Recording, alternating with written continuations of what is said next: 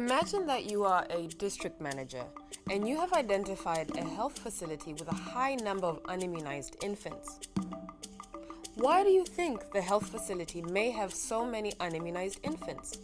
Before you begin solving a coverage problem in your district, you will need to determine why it is happening in the first place.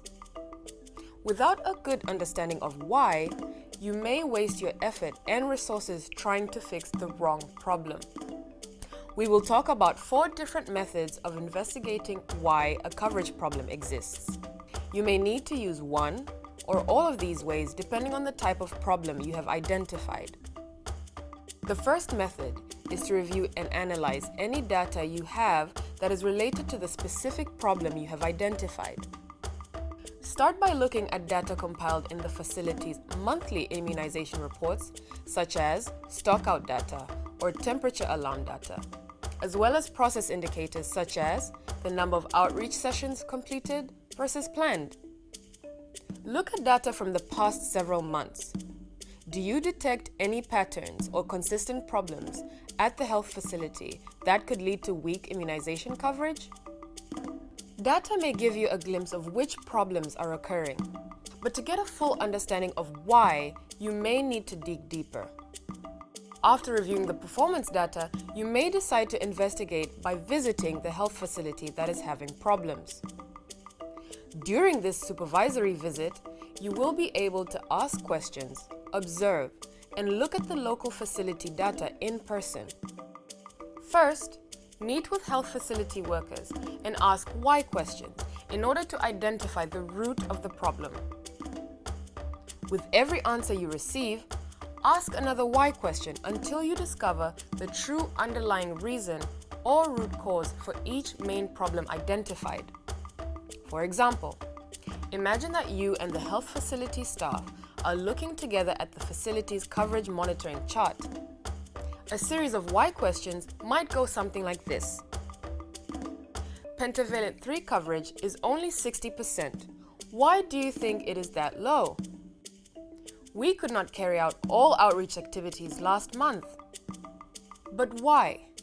My motorcycle was not working. Why not? It is 10 years old and completely broken. I have already asked for a new one and I'm still waiting. You can do this for each major problem you have identified. While you are investigating in person, you may also need to observe a vaccination session, depending on the type of problem the facility is having. For a facility that is offering vaccinations but has poor attendance or high dropout rates, observation allows you to see the interactions between health workers and caregivers. Do short exit interviews with caregivers for immediate feedback on their experience. How did they feel about the immunization services they received? Did they wait a long time to get their infant vaccinated? Did they understand important information such as when to bring their infant back? Finally, investigating in person allows you to check the facility's recorded data to confirm any information that has been discussed or reported to your district. A third way to investigate is to discuss the problem with community health workers and leaders. This is an especially helpful method if a community is not currently using vaccination services at all or is poorly using them. Since you will not have the time or resources to meet with every community, prioritize the ones that are having trouble accessing or using immunization services. Ask community health workers and leaders why many infants and pregnant women are not immunized in the community, even though vaccinators seem to offer services regularly. Are outreach sessions taking place regularly as planned? On the right day? At a convenient time? What is the best day and time for outreach sessions in that community? Ask why until you feel that you have identified the possible root causes. The goal of interviewing community members is to identify the root cause of the problem and its solution. Finally, you can gather information directly from caregivers through a few household visits to find out more about their experiences with vaccination. There are 2 different approaches that you might use. One option is to do a household survey with a questionnaire. Visit households that are closest to the health facility until you identify at least 5 infants or pregnant women who are not vaccinated or who did not complete their immunization schedule. Ask to see their vaccination cards. Ask each caregiver or pregnant woman, why do you not go to the health facility or an outreach site? Ask for her suggestions on how to improve health services. Let her know that her answers will be private and not shared. The second option is to hold community discussions. For a community with low coverage, this should be done at least once a year. Include up to 12 caregivers, village leaders, and religious leaders in the discussion.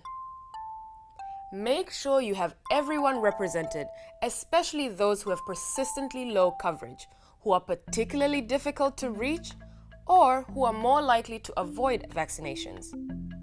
For example, try to include people from remote communities or dense urban areas, migrant families, homeless families, or traditional sects. Ask questions about their experience of service. Here are a few good questions to ask. What do you think about immunization services offered to you? Are they easy to get to and to use? Why or why not? Why do your children need to be immunized? How often are immunized sessions occurring at the health facility? Are some sessions cancelled? How often? How do you know when they are cancelled? Have you ever taken your child for immunization but then had to go home without all the vaccination doses being given? What was the reason for vaccinations not being given? Using one or more of these approaches, you should fully investigate the root cause of a coverage problem. After investigating, work with the health facility staff to put solutions into an action plan and keep monitoring to see whether you identified the right solution for the right problem.